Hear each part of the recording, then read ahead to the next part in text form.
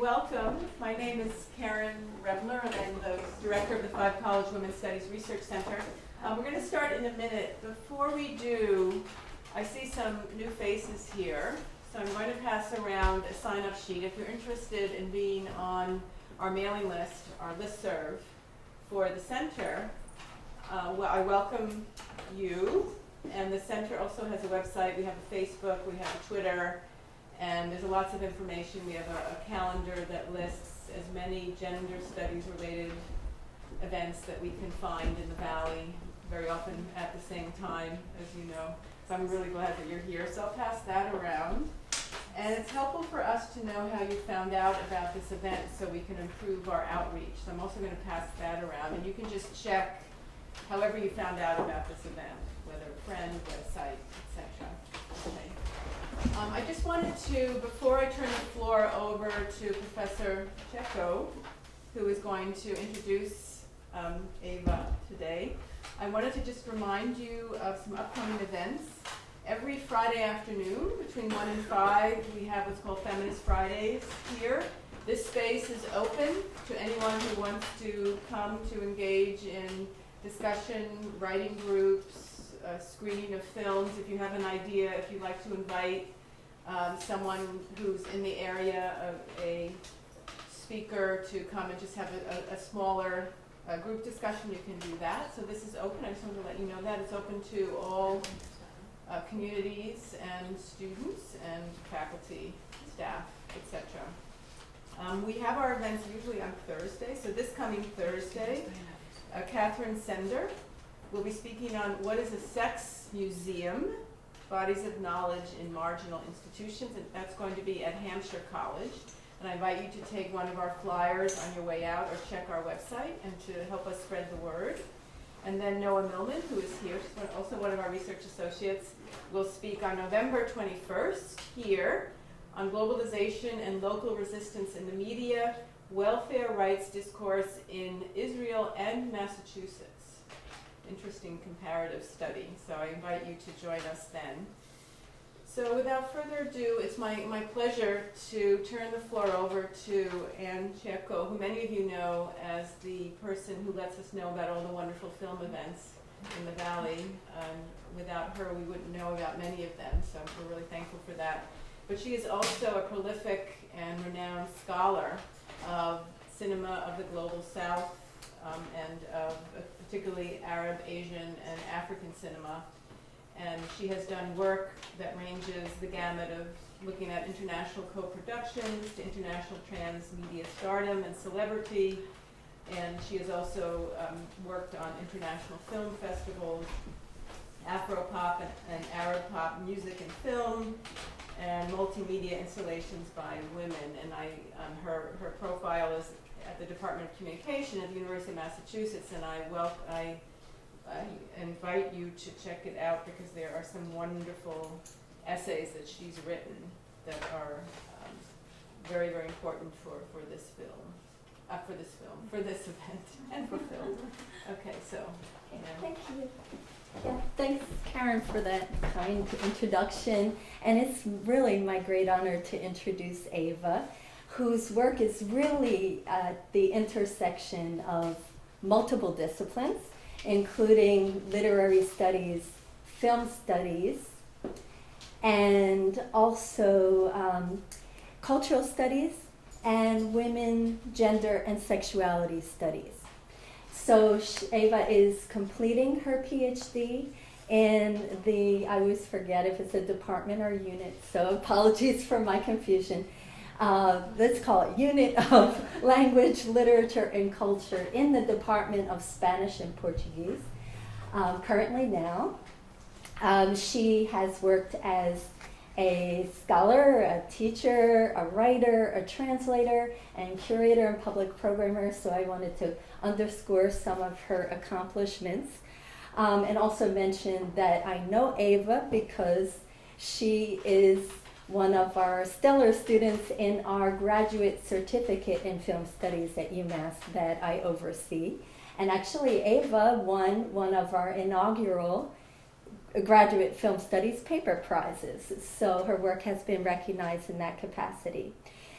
She is also part of this amazing think tank or group effort of dynamic faculty and students at UMass focusing on doing research on women filmmakers from Spain and also on Catalan cinema. So Eva has served as part of the organizing committee for this landmark annual Catalan Cinema Festival. If any of you are here in the spring, I believe it's Tuesday nights at UMass. And also she has been or was an active participant in this kind of multi-platform, multi-effort spearheaded by Professor Barbara Zecchi, your advisor at UMass, called Gynocene, focusing on women filmmakers from Spain. It included this unprecedented group of women filmmakers from Spain coming for a conference, an international conference with scholars from around the world, and also a digital humanities initiative. So it also has this archival imperative. So Eva was a part of that as well. And also, finally, a academic book publication. And Eva has a contribution in the Gynocene book. She did her undergraduate studies at the University of Valencia, Spain, in English philology, a master's from the University of Nebraska-Lincoln in Spanish literature, and she even did a minor in German and English literature, so very interdisciplinary. She has taught at the University of Massachusetts, at the University of Oviedo, Spain, where she was an exchange faculty member as a teacher and also as a student. And also she is taught at the College of the Holy Cross in Worcester, Massachusetts. And she has taught Catalan language at UMass in addition to various other things.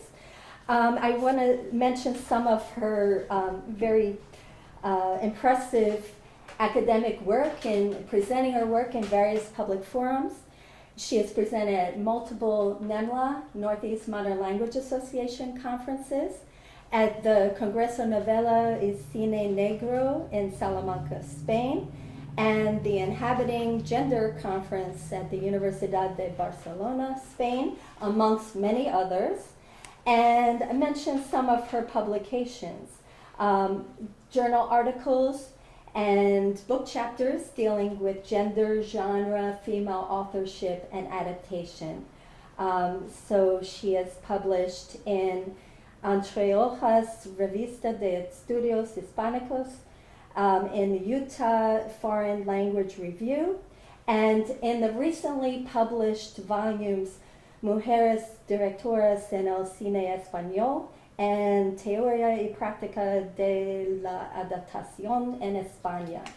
And Eva's dissertation that she is currently completing is an interdisciplinary study tracing the evolution of the representation of women in Spanish noir and detective fiction, focusing on female authorship and the ways in which these works question Spanish noir and detective fiction and questions of authorship, stereotypical representations of female space and identity, giving women narrative agency to subvert patriarchal and heteronormative discourse, and proposing new paradigms of masculinity and femininity.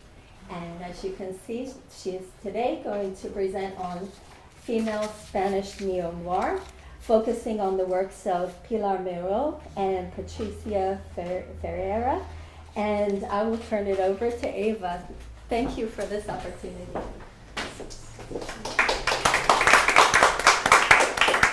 Thanks for this wonderful introduction, Anne.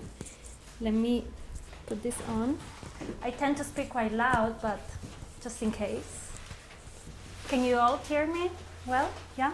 Okay. Well, hello everybody. Thank you very much for being here.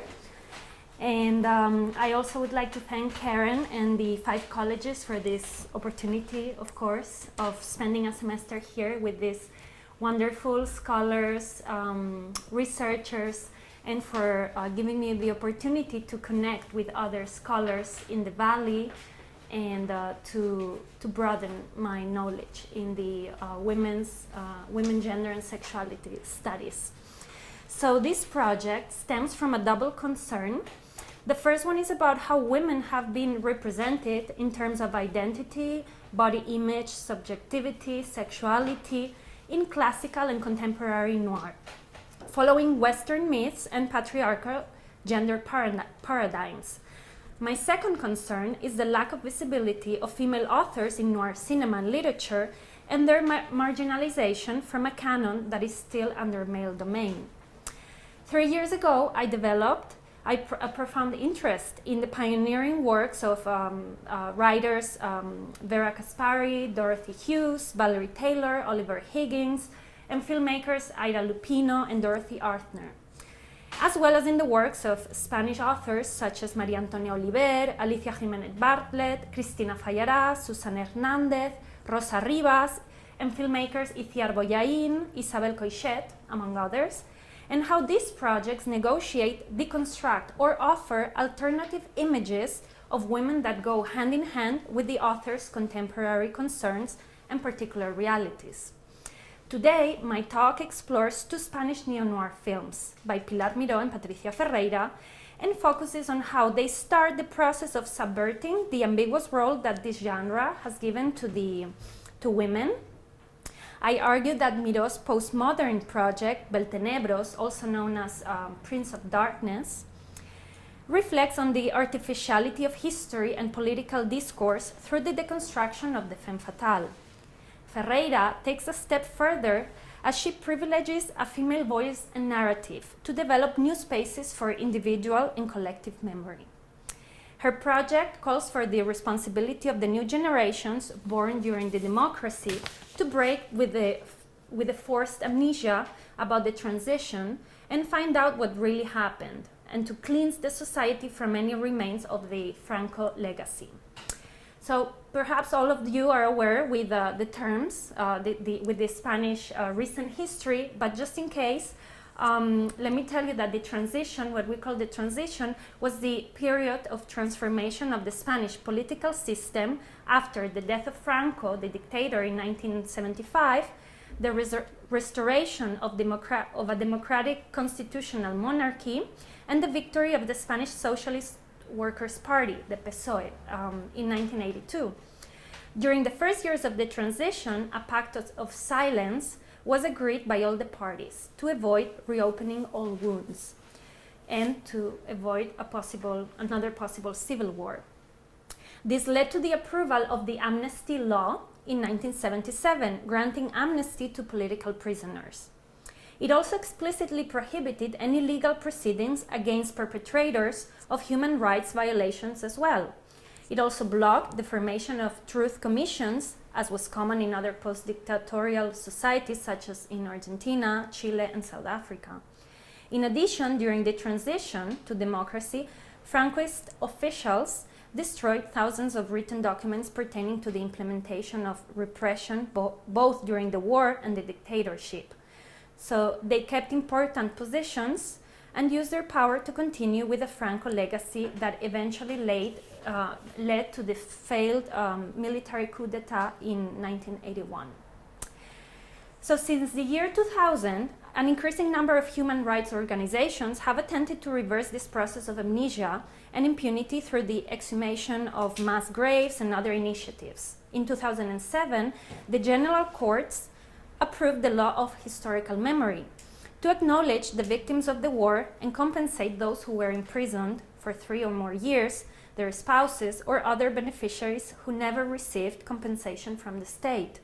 It also promoted the exhumation of Republican graves, the withdrawal of all shields, insignia, plaques, or other commemorative mentions of the military uprising of the Civil War and the Franco repression. However, to this day, the amnesty law is still in place. So this is the background, and I would like to start with Pilar Miró and the Noir Revival.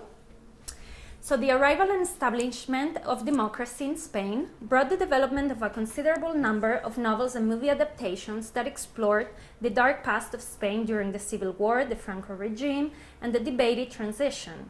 In order to deal with topics such as corruption and repression more overtly, and to recuperate the individual and national histories that were lost through silence or defeat, Spanish authors saw in noir literature and cinema an ideal vehicle to develop them, as well as to explore the more positive social and cultural changes such as freedom of expression and equality for women that was happening during the first decades of democracy.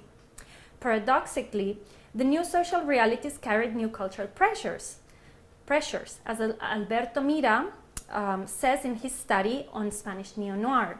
For instance, it was expected that sex and extreme violence appeared as a way to explore new or even old topics, or simply to make it a commercial product in the 90s.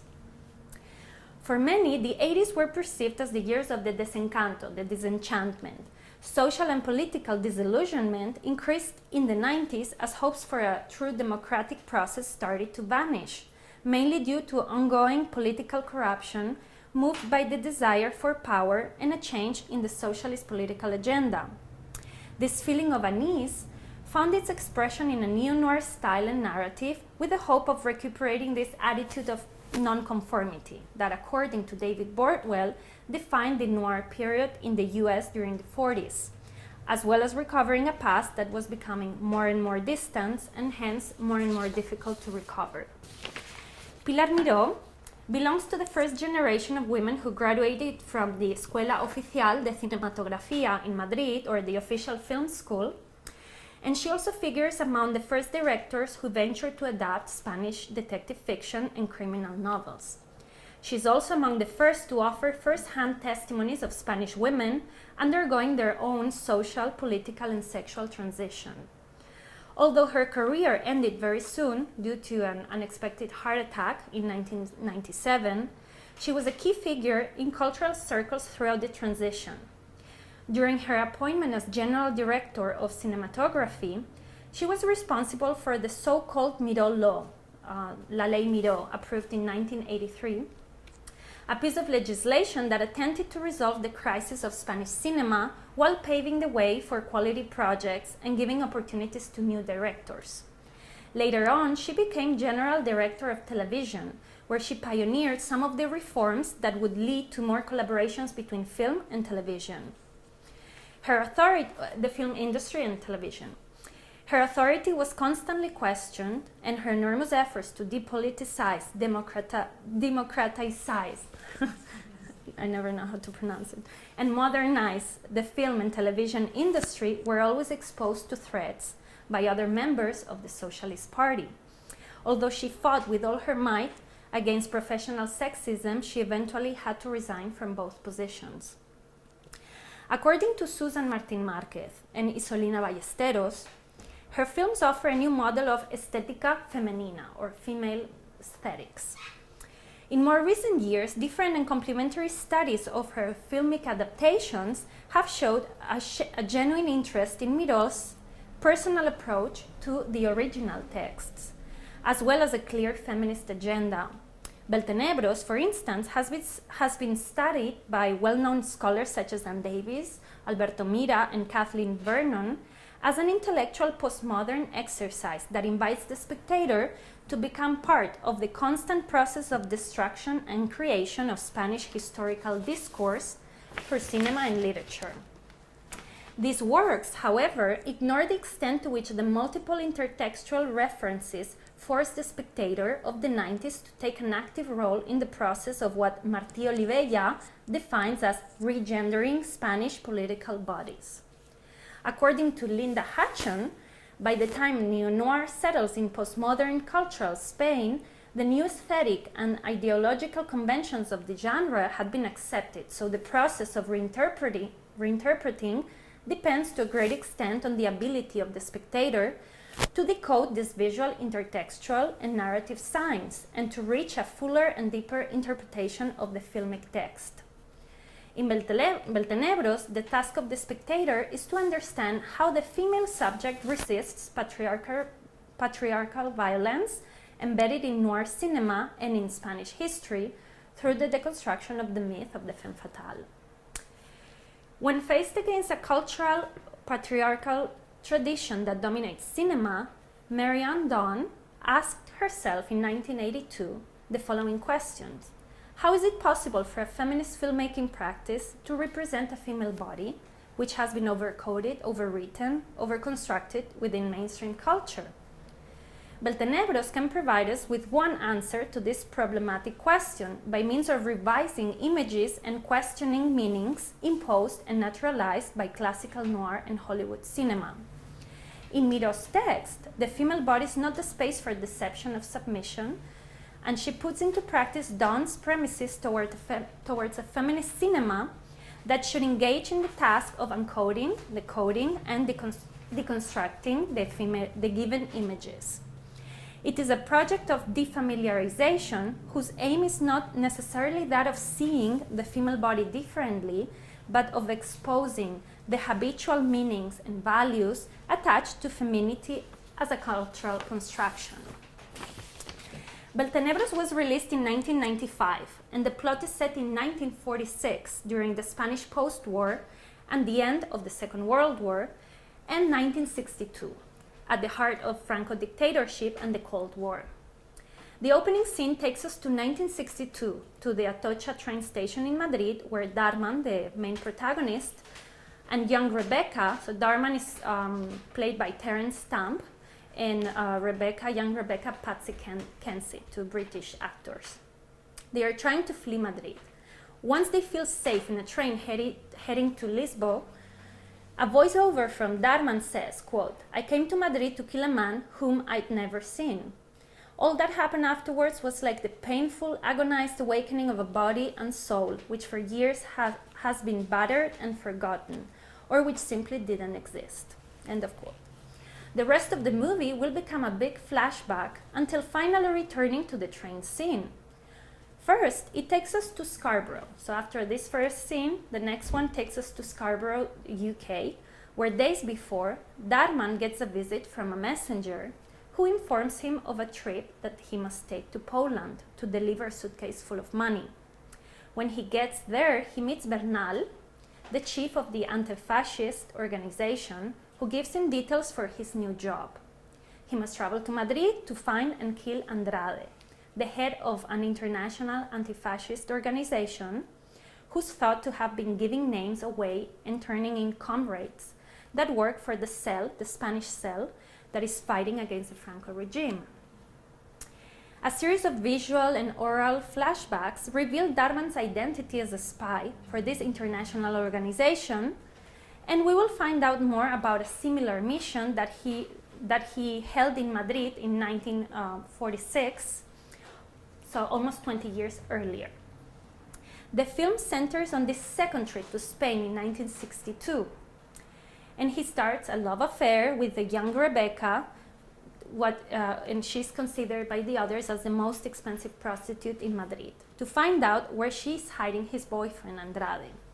Throughout her, however, he will find out that Andrade is in fact a scapegoat, and she will lead him to the real traitor, Ugarte, who is the police commissioner in Madrid and the leader of the unorganized crime. Ugarte turns out at the same time to be Darman's old comrade during the war, and who was under the name of Valdivia. So Ugarte and Valdivia are the same person. So contrary to the belief that Davies, Ann Davies, Marvin DeLugo, Schrader, and Alberto Mira hold, the abundant intertextualities of classical cinema goes beyond a nostalgic search for a lost or imaginary past, denouncing the Franco period as one of female sexual abuse and political corruption. These intertexts offer a neo-noir space where the female resists to patriarchal authority, repression, and violence. To this purpose, the castration method employed to kill the villain at the end, this is at the end his shot in his genitals. it becomes a very symbolic act. It is a sexual revenge on behalf of the female whose body has been raped over and over, and it also implies rejection to a cinema that privileges male perverse voyeurism. I thought I had it here. So the end is, at the end, the cinema is burned, and he dies in front of the screen. So here's all these metaphors. So it is not a war of the sexes, but a war against a patriarchal order that keeps creating social and cultural tensions. It is a cinema that reflects on the representation of institutionalized violence, as well as on the violence of representation. Beltenebros, its intertextual references take us constantly to other classical noirs and to Hollywood cinema, as I said. For example, the opening scene can be seen as an homage to Touch of Evil. Miró uses a long take that lasts almost 3 minutes to follow the main characters as they flee Madrid through the Atocha train station, similarly to Touch of Evil that became famous for this long shot at the opening scene. As will happen on several occasions, filmic intertextualities allow the spectator to foreshadow the destiny of the couple. The structure of the main plot, for example, shares some elements with Out of the Past by Jacques Tourneur in 1947, where the main character is forced to carry out a final mission against his will because it involves dealing with his traumatic past, similar to what Darman will have to go through. So these references define the film's noirness, but other intertextualities, such as They Died with Their Boots On and Mutiny of the Bounty, reinforce the narrative structure of the hero that fights for a national cause, that faces the enemy and saves the girl.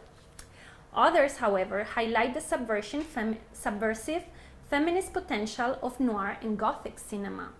These references play with the spectator's knowledge, who's left to interpret and deconstruct the female subject, whose body moves from a spectacle and fetish of a male heterosexual gaze and the site of deception and ambiguity to becoming a space of self-reflexivity. In order to understand this process of deconstruction of the femme fatale, I proceed to examine how her representation, the female representation in terms of camera work, narrative structure, and noir tropes, function on the surface as these markers of noir, that is, as signs of the eternal deferral of truth and duplicity, but on a deeper layer, her privileged position will challenge her otherness, that is, her traditional fatale identity. So we have two female characters, Rebecca Osorio, who belongs to the past, and young Rebecca, who belongs to the present, to 1962. The first one, Rebecca Osorio, becomes the zeitgeist of Darman's past. She exists through Darman's flashbacks, and her cinematic identity is built through constant references to other strong female images, being the most obvious Hitchcock's Rebecca. In Beltenebros, she is the wife of a member of the organization and collaborates through her novels. She writes novels where she includes subversive messages. And so she has an authorial agency as a writer, and together with her personal story and the associations with Rebecca, the classic Rebecca, where there's a fire that burns everything. There's a tragic love affair as well. So this brings us closer to Daphne du Maurier's Rebecca because of the writing agency. And therefore to a heroine, because, well, now we don't have time to see the differences between the novel and Hitchcock's adaptation, but there are also some gender issues that could be perceived. So during Darman's second trip in 1962, he meets young Rebecca, whose identity stems from her physical resemblance to Gilda and Rita Hayworth, especially during her reenactment of the striptease scene that we will see shortly. The development of a complex net of meanings and the strong visual, oral, and narrative presence of du Maurier's and Hitchcock's Rebecca and Vidor's Gilda together with the charisma of Patsy Kensit, the actress who interprets young Rebecca, and Rita Hayworth, and the historical and political context of their stories will allow for a reading against the grain of these intertexts, a demystification of their fatalness, and a disapproval of perverse voyeurism. So now, before I show this part, let me tell you a bit about Rebecca and how this striptease deconstructs the fatalness. So this Gilda is the intertextual text par excellence here. Politically and ideologically, the reference to this classic highlights the oppressiveness of a fascist regime that strove to give a conservative look to Spanish society through very strict patriarchal values, while hiding another reality much more immoral. The character Ugarte Valdivia is the embodiment of the Franco official discourse that cannot be trusted because it is corrupted. Moreover, his sexual abusive behavior with the two Rebeccas also delegitimizes his patriarchal authority. When Gilda was released in Madrid, it caused a scandal. Members of the Falange defaced posters, and priests censored parishioners who attended any theater to showing the film. For Vernon, Kathleen Vernon, Gilda is part of a post-war culture of evasion, bringing back individual and collective memories of moral repression and social control on behalf of the government, church, and family. But contrary to what Vernon and Dyer suggest, Gilda's revival goes beyond a simple sexual construction of a Spanish neo-noir film. Miró transformed Vidor's fascist sociopolitical scenario into a Franquist one, underlying the existence of corruption in Spanish territory and particularly inside the police force, and it challenges the authority of official history through a postmodern sexual refiguring of fascism. The Kensit-Rebecca, Patsy Kensit and Rebecca relation follows similar codes to those of Hayworth-Gilda. Just like Hayworth, Kensit develops a parallel career as a singer in the UK, an actress. Her charisma and sexual attraction comes from her body, her voice, and the pleasures she obtains from acting and exhibiting her natural beauty is brought to the screen. So she enjoys giving this type of performance. She actually, in some of the interviews, says that. So she enjoys charging the character with an active sexuality. Following a structure of repetition similar to Gilda's performance on Put the Blame on Mame, I don't know if you remember, but she performs it first more privately while she's playing a guitar, and later she has the striptease, or the glove removal in front of a bigger audience. So in a similar fashion, Miró divides the striptease scene into two parts. During the first half, Miró imitates the traditional cinematic codes that turn the female subject into a to-be-looked-at-ness. She becomes an erotic icon and enjoys offering the spectator an image of a sexually desired subject, as long as she controls her body and image. In the second part, Rebecca removes her dress against her will, and Kensit too. Miró told Kensit that she had to do that, and she refused, and then Miró tried to convince her that it was important for his agenda, her agenda. And so Rebecca removes her dress against her will, as Kensit does too, which translates into Miró's refusal to the role of women in neo-noir as sexual icons, or even worse, as sexual performers.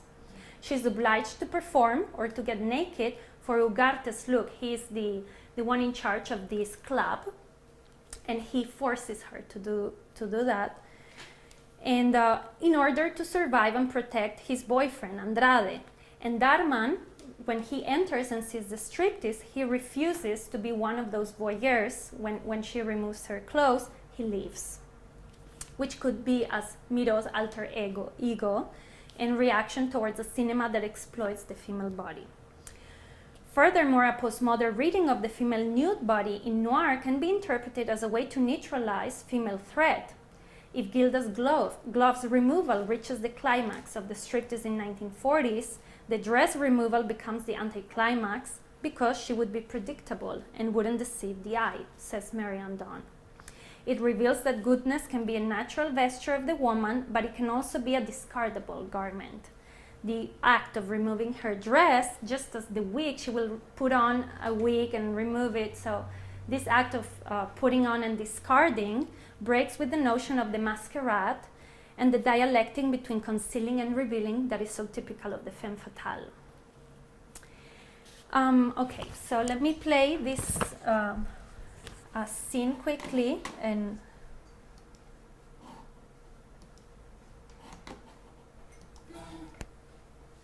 oops, what happened?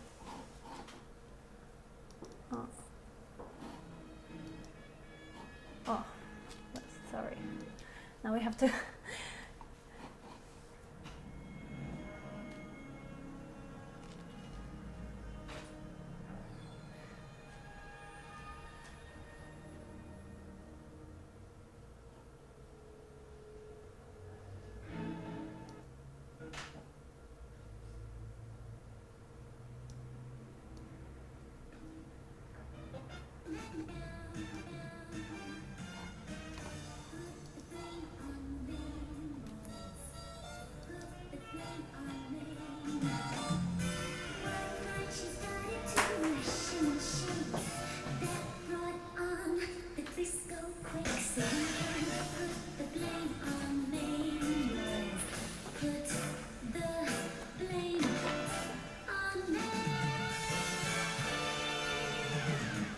So this was the first part, and now it's the second.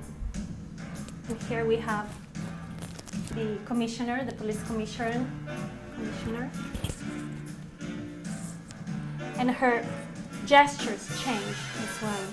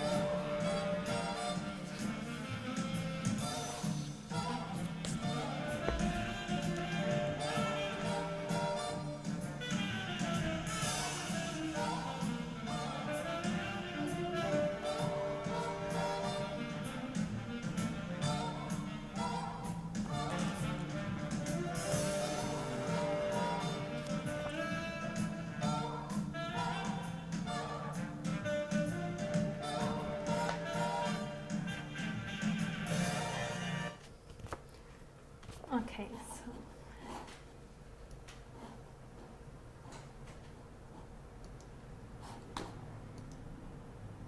so we can still question the nudity and the length of the nudity. I mean, I think it's still a project that could be questioned, but nevertheless, I see that her main interest is in us reflecting on this voyeuristic pleasure that comes from Ugarte Valdivia. So he would represent a negative way of looking at or filming the female body.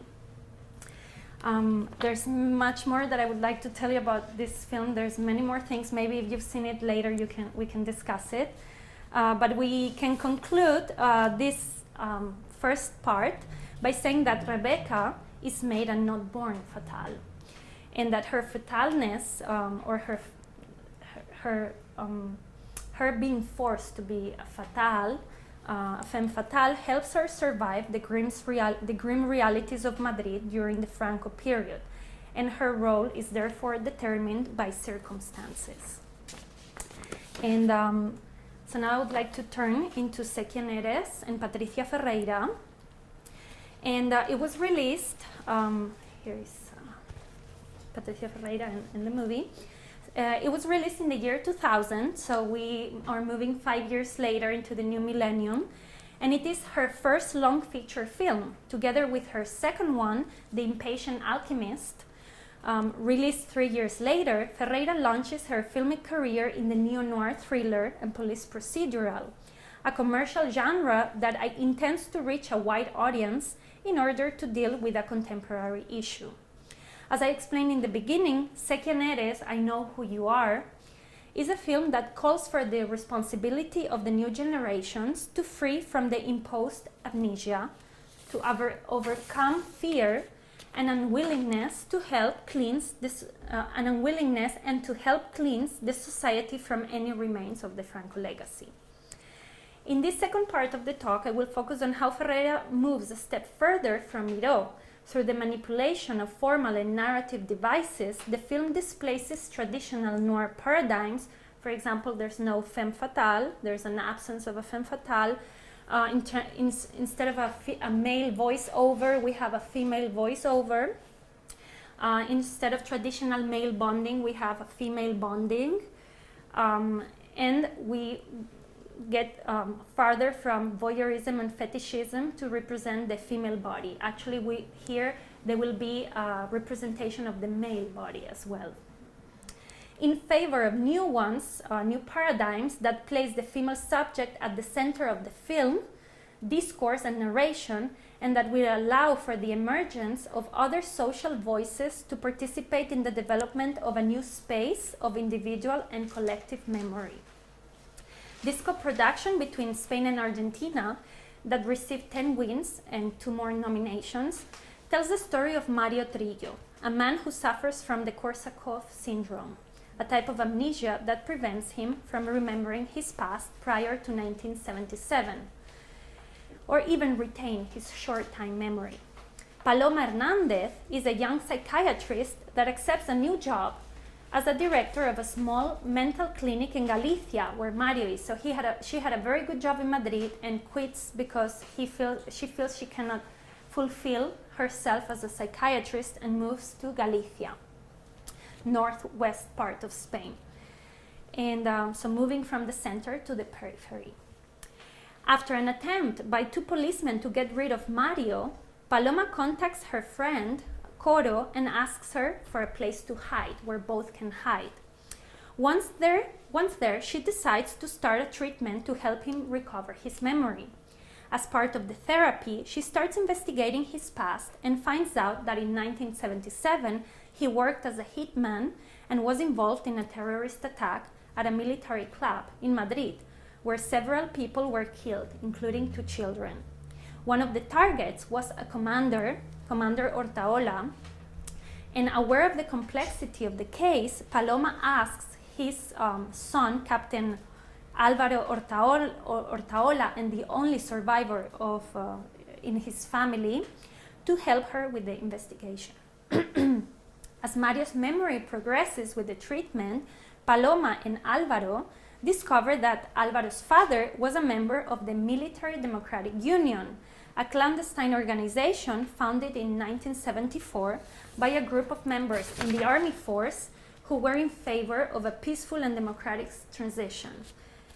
And he gets killed because he finds that the ultra-conservative members are plotting a terrorist attack using members of the army and the police as targets, so making the people believe that these were carried out by anti-fascist terrorist groups in order to create a social and political turmoil and justify a military takeover. And this is all the transition period.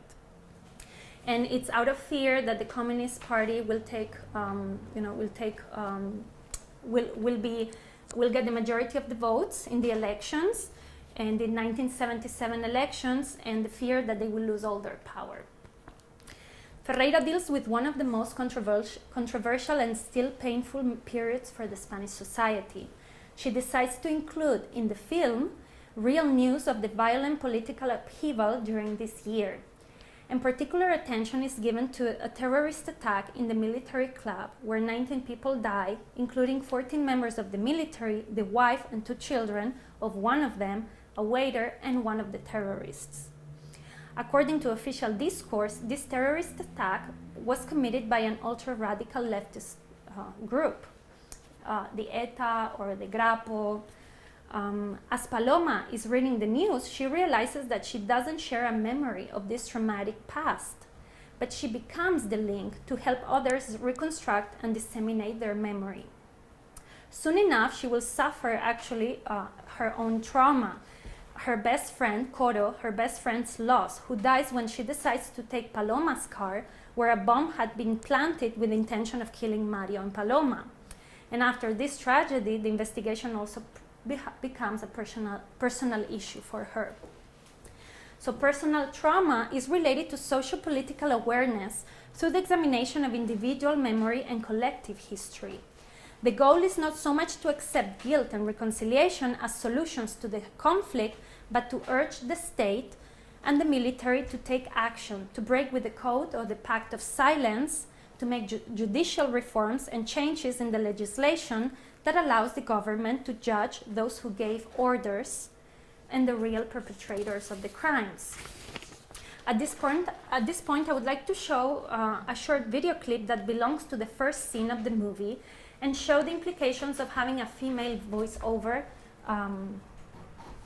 that becomes the narrator. Te contaré la historia tantas veces como haga falta. Aunque ya sé que ahora solo oyes una voz y no escuchas las palabras. Pero yo volveré a empezar. Tantas veces como haga falta. Necesitamos que recuerdes. Porque tú ya no estás solo con tu historia. Well, it was very short. Okay, so this is the first scene, and where we only see Mario, but we hear Paloma. However, at the end of the film, in a circular motion again, Ferreira takes us back to this scene, but this time she shows us the complete version.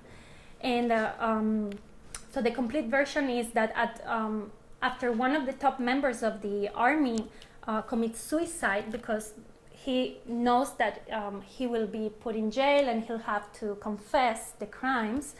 So in order to keep his pact of silence, he commits suicide. After that, Alvaro decides to stay and help Paloma to continue with the investigation.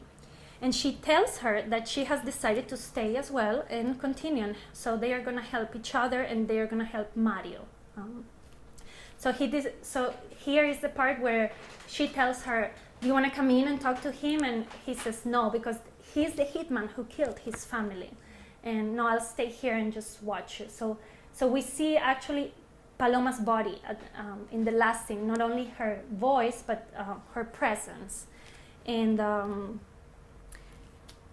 then it forces, from the spectator's point of view, this decision to start and finish the film with the same scene is very meaningful because it allows us to reconsider Mario's story as part of our own story. After we watch the whole movie, now it just seems it's his own thriller, his own mystery, mysterious past.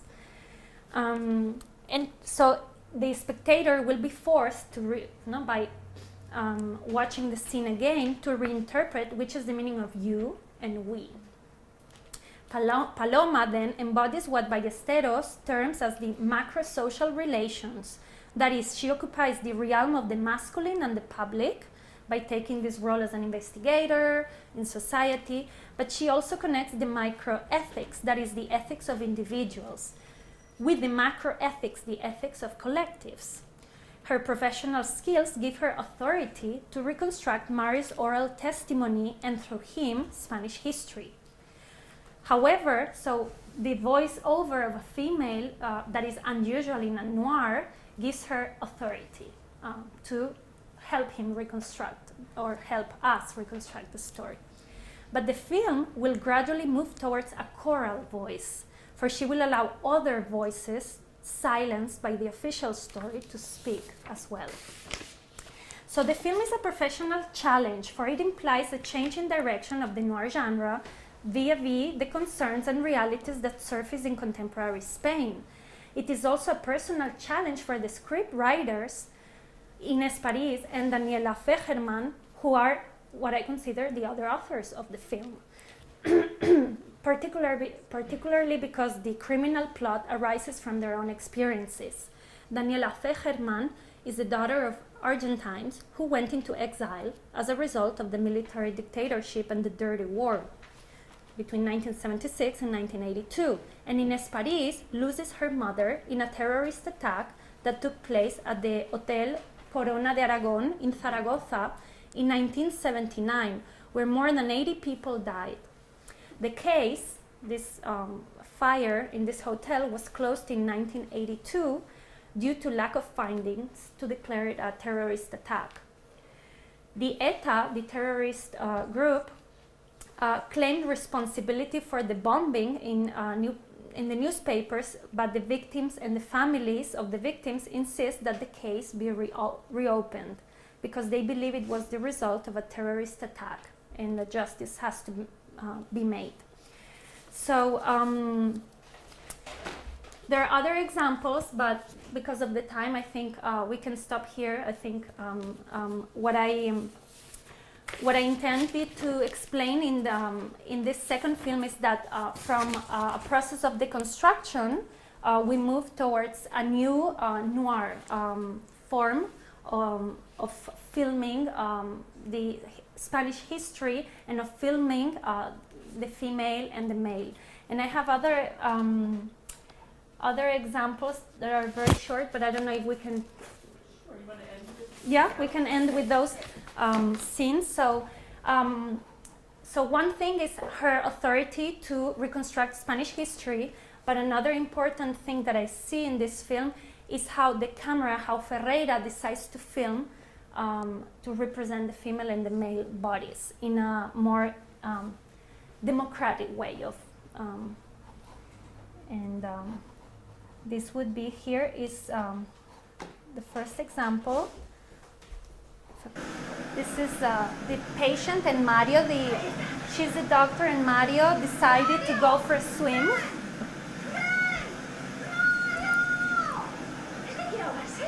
Le gusta mucho nadar.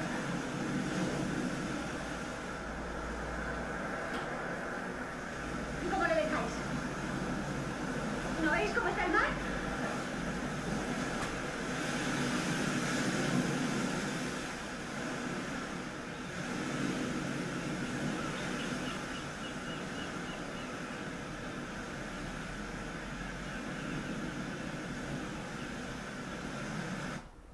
So this is an example of how we see this conflict of power, because as a patient who suffers from amnesia, he feels very vulnerable, and throughout the film he'll be constantly challenging her, and the camera is very interested in showing how she is fighting that masculine behavior. And the other example, the final example, is the sex scene and how Ferreira decides to film a sex scene by portraying or framing both in the center of and not privileging a male or female gaze. So first he's on top of her, then she's on top, and then they are sitting at an equal position. And so there are very small nuances of the film keeps showing this type of examples, and that I find an interesting project that is moving towards new forms of female representation in noir cinema and noir filming, basically. Thanks.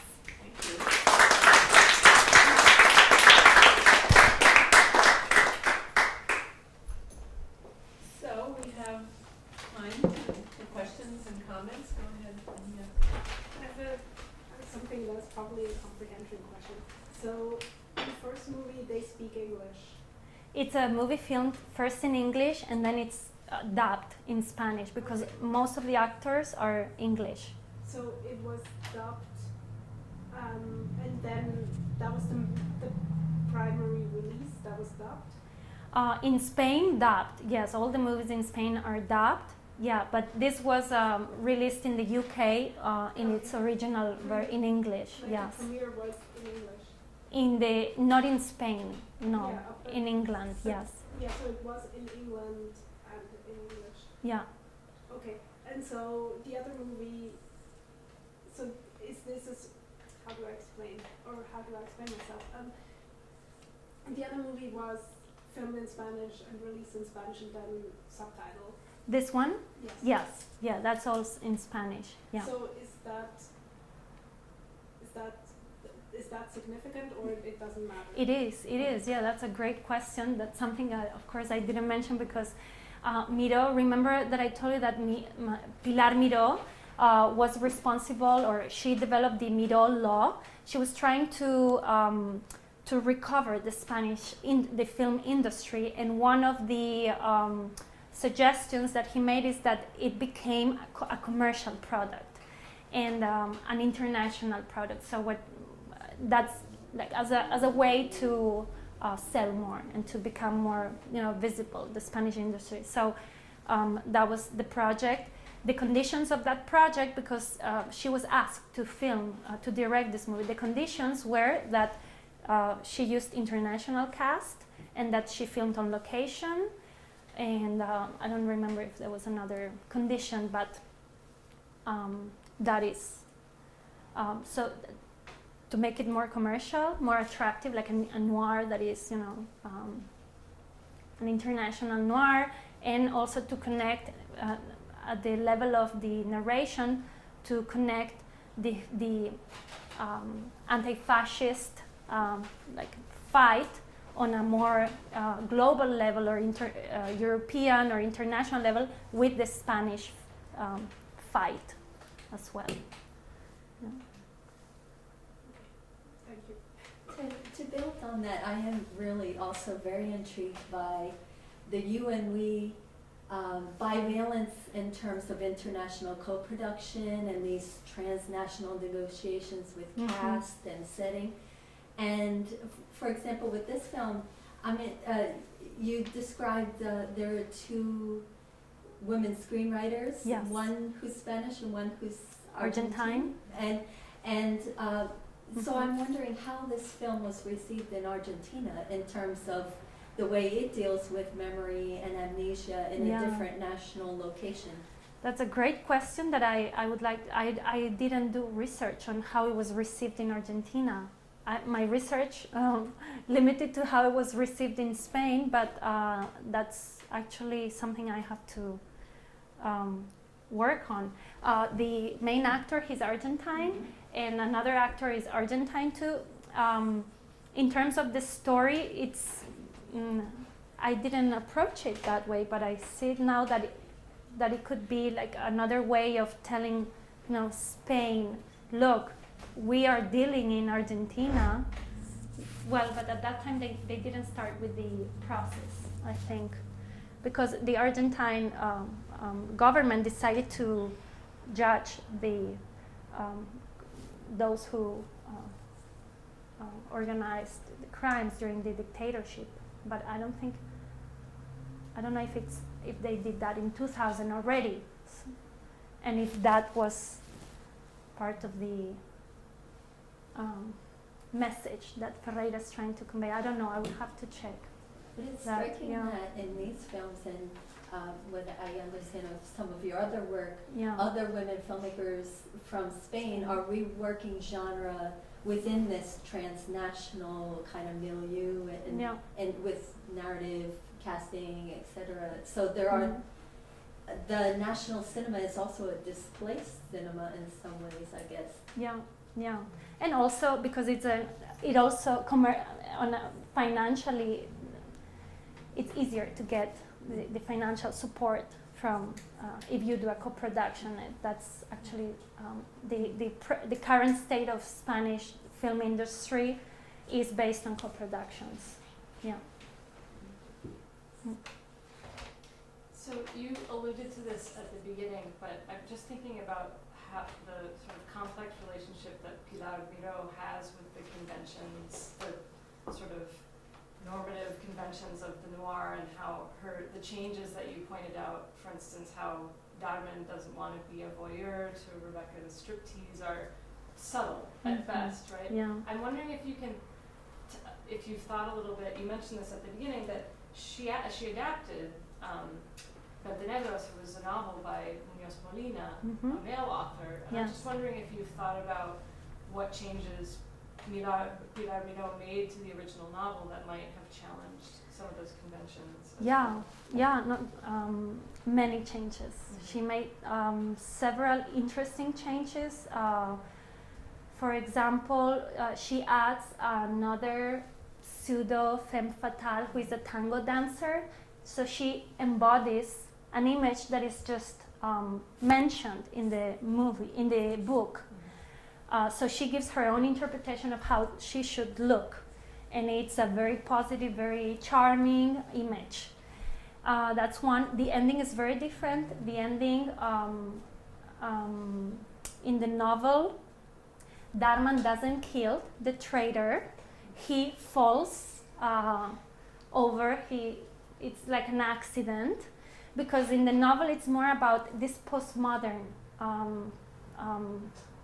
consciousness, or this postmodern reflection, self-reflexivity from a male perspective, and his own conflict. And in the movie, she decides to, Darman kills him in the genitals. He rescues the girl, who's again problematic because it's again a very paternal figure. He's the hero, and they both flee. And she asks him, "Where are we going?" And she says, "Wherever I go." So it's very problematic, but again, I connect that ending with Gilda, that offers an even more patriarchal ending, because they go back together. They supposedly it's more the traditional status quo. They are supposedly they'll get married. Here, he's married, so she's his lover. So, Pilar Miró is not judging, adultery, so still it's problematic. I consider her film a bit problematic, but still in all her adaptations, there is always a gender or even a feminist approach to them, in my opinion. Anyway, some of research also shows that. I don't know if you have any. No, I've tried comment to about teach that. both, and they're a difficult pair to teach together. But your answer is actually very useful. I'm curious. I mean, you've inspired me to want to see these films. I haven't seen either of them, so I'm looking forward to seeing them. But in thinking about something you said about how the films portray the individual experience or suffering or amnesia, and how that stands in for the collective amnesia or controversy about remembering fascism, for example, or uncovering bodies, and how this memory process in some ways is sexualized in a way that I think is different from other film noirs that sort of came out in the U.S. or Germany, for example, right after the Second World War. I'm thinking of, or even The Third Man, Casablanca. I mean, there's various films that also use the noir genre to address a crime or the repression of the crime. And there's a retribution, there's some kind of redemption. And so I'm wondering if you see these films, because of the sexualization of memory that I think is, it's more subtle maybe in these earlier films, just because full nudity I don't think was possible. No. So I'm just wondering what you might think about that. Yeah, here there's some redemption too, because he is a hitman, but the way we meet him, the way he's introduced, remember at the very beginning, we see him struggling in this room where he's trying to remember, so we start empathizing with this character, which is very noir. It's all these ambiguous male characters, but once we find out what he did, we still sympathize because he's helping the society, let's say. He's giving his life because we assume we don't know what will happen. It's an open ending. He might go to jail, or he's taking drugs that might kill him because it's a very strong dose to remember. So this character my impression as a spectator is redeemed in our eyes, because what I think Ferreira is trying to do is go further into the hierarchical structure and go to the top and say, these are the ones who are actually, he was obeying orders, he was not part of the military, he was just a hitman who decided to live, doing that, and the top officers, or they are the ones who are still nowadays silencing this past and protecting the, not all the military, of course, she makes a very clear division between the two groups. So yeah, there's some redemption. That could also be problematic. Yeah.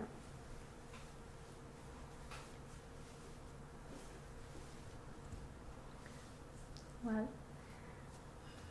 I mean, listening to you, I'm thinking there's so many other films in other post-fascist Italy, for example, and I know the people have looked at sort of the transnational post-fascist, or how do you work through fascism, for example? How do you work through repressed memory of the crime, and to what extent the film actually becomes a catalyst for society, or a sort of reflection of what's already happening. And I'm sort of wondering if these films, sort of you alluded into their reception of it, but did they have a political reception, or did? Yeah. Well, this was released in 2000, so it's already been 13 years, and it's not much has changed. So at that time, when I interviewed the filmmaker, she said that it was very well received. That and I read some of the criticism that was made quite positively. So it was very well received. It's also interesting that it seems that she's doing in a film through culture what in real life could be the process of helping those with amnesia. So she becomes like she's a psychoanalyst, but she becomes the interviewer, and what his memories are fragmented. And then at the beginning she says, I'll tell you the story over and over. So it's always going back and forth. So it's not a linear memory recovery. So I think she's doing in a film what maybe in real life is the process, this more from professionals, that the interviewer interviewed the witnesses or the people who have a trauma. And I didn't show it, it's very short, but to elaborate on this is the second to last scene at the end, where, as I said, this other captain commits suicide, and this one, he's another top officer. They were both part of this a terrorist attack, but it's very interesting how he, the discourse that he gives. So an example of commitment and sacrifice, and how he emphasizes the idea of the silence. Un ejemplo de hasta dónde pueden llegar la entrega y el sacrificio. Recordemos todos, más allá del mérito de tus palabras, el valor de tus silencios. Silencio y discreción que siempre pusiste por encima de tus intereses y de tus merecidos derechos. Ahora tenemos que decirte adiós. Fuiste un militar valiente y abnegado, y un compañero ejemplar. Y así te recordaremos siempre.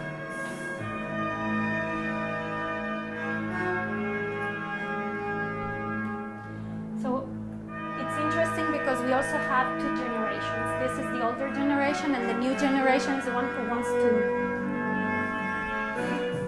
wants to find out. Doesn't have that memory, but wants to know this. So that the young one, he's the one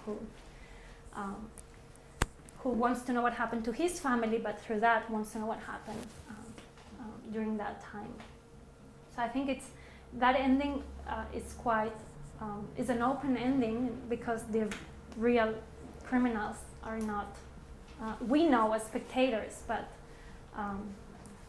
the young officer doesn't know. So it's interesting. It unsettles us as spectators, I believe. Yeah. Any other questions or comments? Okay, well, I want to thank you. Thank both you. of Anne and Ava, for really, I'm looking forward to seeing these films. Okay. Making films and teaching them. Yeah. And we still have some refreshments and tea. You're welcome to stay and continue the conversation. And thank you all for coming.